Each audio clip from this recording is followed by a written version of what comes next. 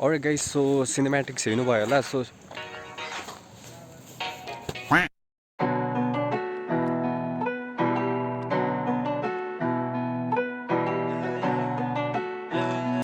So alright guys, coming on stage later everybody. My name is Songden and welcome back to my YouTube channel THROTTLER. So guys, finally मैले riding jacket किने हैन.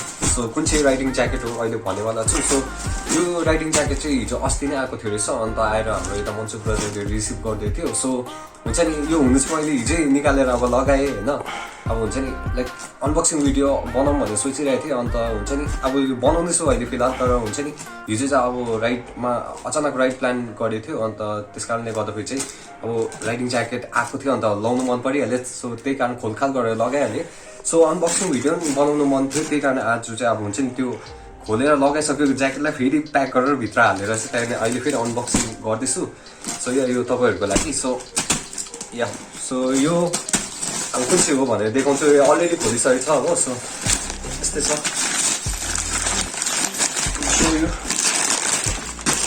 So as you can see यो riding jacket चाहिँ XDI को हो, extreme dynamics. So मैले extreme डाइनामिक्सकै वेबसाइटबाट मगाएको थिएँ.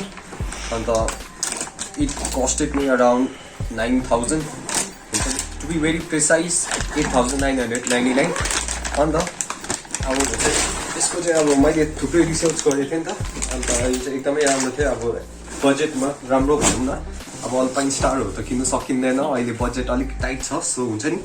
सो एज पर मेरो यो चाहिँ अब हुन्छ नि फर्स्ट अब राइडिङ ज्याकेट हो नि त. सो त्यही कारण चाहिँ अब फर्स्ट राइडिङ ज्याकेटको लागि चाहिँ यो एकदमै बेस्ट लाग्यो मलाई चाहिँ. किनभने अब हुन्छ नि एज यु क्यान सी अब एकदमै अल सिजन ज्याकेट हो यो चाहिँ.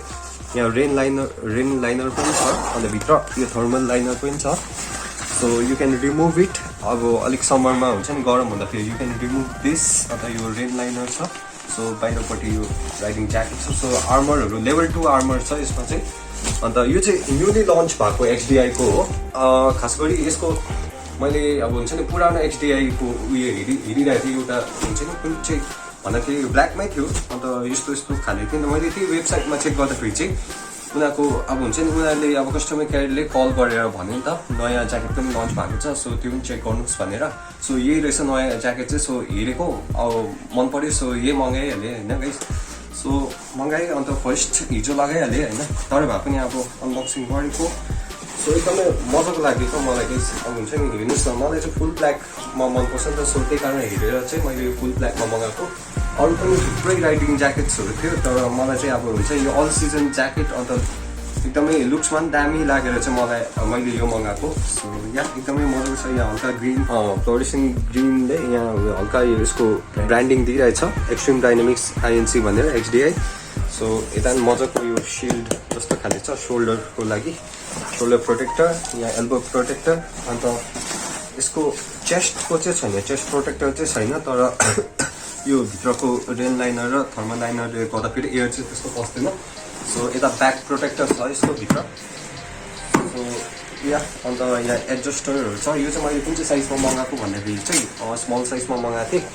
तर स्मल साइज चाहिँ मलाई अब हुन्छ नि राइनक्सको लाउँदाखेरि चाहिँ स्मल साइज मलाई ठिकै हुन्थ्यो. यो चाहिँ अलिकति खुल्ला हुँदो रहेछ. तर ठिकै छ मेरो लागि. सो हुन्छ नि अब बडी बनाउनु छ फिटिङ हुनु लागि. सो यो यस्तै छ. निकालेर देखाउनु यसलाई. सो निकालेर देखाउँदाखेरि चाहिँ तपाईँको यो सबै रिमुभ हुन्छ. यसरी निकाल्दा हुन्छ. सो गाइस तपाईँले यसरी देख्नु हुँदैन होला. यो भित्रको लाइनरहरू यसरी रिमुभ गर्नु सक्नुहुनेछ. सो अहिले चाहिँ म रिमुभ गर्दिनँ. किन फेरि रिमुभ गरेर फेरि हाल्नु फेरि मलाई झिजो हुन्छ हो. सो तपाईँहरूलाई यादै छ तपाईँले रिभ्यूहरू हेर्नु भएको होला राइडिङ ज्याकेटहरूको. सो यो निकाल्दा हुन्छ. सो यसको यो आर्मरहरू पनि निकाल्नु हुन्छ. निकालेर अब सबसे वासेबल हो. सो हुन्छ नि आर्मरहरू निकालेर तपाईँले अब मैला भएको छ भने चाहिँ वास गर्दा पनि हुन्छ. सो अहिले हेर्दाखेरि चाहिँ यसको क्वालिटी चाहिँ एकदमै दामी छ होइन as compare to other jackets होइन राइडिङ ज्याकेट्स. सो मलाई चाहिँ यसको क्वालिटीहरू चाहिँ ओपरै मन पऱ्यो. हुन्छ नि अहिले देख्दा चाहिँ ओपरै प्रिमियमै देख्दैछ. तर अब हुन्छ नि अब यो अब लङ टर्म रिभ्यू चाहिँ अब तपाईँहरूलाई बादमा दिन्छु. अहिले चाहिँ अब हुन्छ नि हिजो एक दिन त लगाएको थिएँ. सो अब त्यस्तो एक दिन लाउँदा अब मजाकै लाग्यो मलाई चाहिँ. अब हुन्छ नि इन यो बजेटमा चाहिँ एकदमै मजाको लाग्यो सो हुन्छ नि अब लङ टर्म रिभ्यू चाहिँ अब म तपाईँहरूलाई बादमा दिन्छु मैले भनिहालेँ सो या अहिलेको लागि चाहिँ अब मलाई as a first riding jacket for me यो चाहिँ मलाई बेस्ट लाग्यो अहिले यो बजेटमा सो या यो लुक्स पनि एकदम दामी छ सो एकदमै खुसी छु मेरो यो पर्चेससँग so yeah I'm happy alright guys so योलाई म हल्का लगाएर देखाउँछु तपाईँहरूलाई कस्तो देख्छ भनेर लगाउँदाखेरि सो लगाउँदा चाहिँ यस्तो देख्छ मजाको लाग्यो मलाई चाहिँ चेनको पनि अब क्वालिटी एकदम प्रिमियम छ मजाको लाग्यो फिटिङ पनि अब त्यस हल्का लुजै छ भनौँ न लुज भन्दा पनि अब खुल्ला खाले मजाको छ त्यो अब साह्रै टाइट फिटिङ पनि अब हुन्छ समरमा पुरा साह्रो पर्छ नि त सो यो चाहिँ एकदमै ठिकै लाग्यो मलाई सो यस्तो छ फिटिङ लाउँदा यस्तो रहेछ पछाडिबाट यस्तो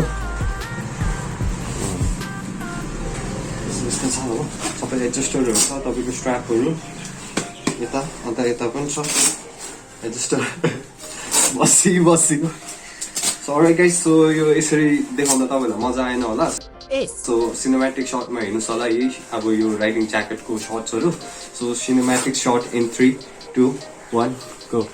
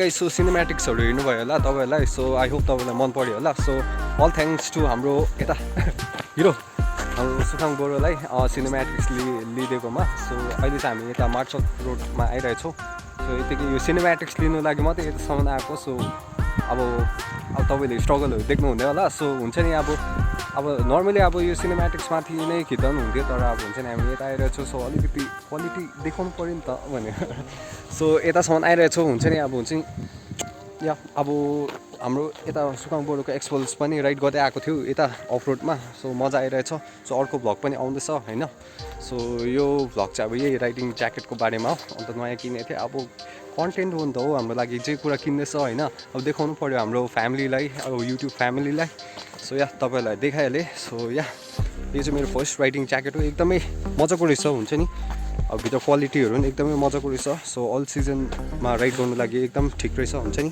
यो बजेटमा चाहिँ अब मलाई ठिकै लाग्यो सो या तपाईँहरूलाई पनि अब मन पऱ्यो भने अब तपाईँहरू पनि अब राइडिङ ज्याकेट किन्नुहुन्छ भने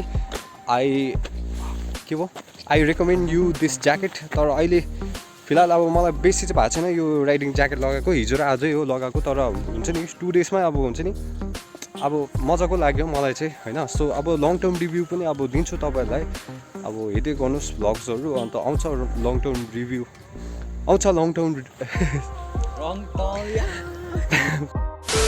अब लङ टर्म रिभ्यू पनि आउँछ सो मेरो च्यानलमा हेर्दै गर्नुहोस् होला अन्त अहिलेको लागि त्यति नै सो हुन्छ नि सो हाम्रो यता राइड विथ सुखाङको अब च्यानलको लिङ्क डिस्क्रिप्सनमा हुन्छ सो चेक गरिदिनुहोस् अन्त थ्याङ्क्स सो मच फर यो मेरो जे पनि हो यो सिनेमेटिक सर्टहरू लिइदिएकोमा so that's it for so बोरोको पनि अब म्याचिङ लाग्यो अब हुनु त हाम्रो अल्पाइन स्टार त होइन तर भए पनि कलर चाहिँ हल्का म्याचिङ रहेछ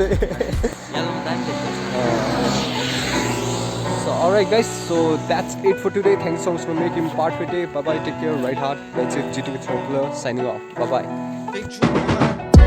Started fun, nothing, now we pop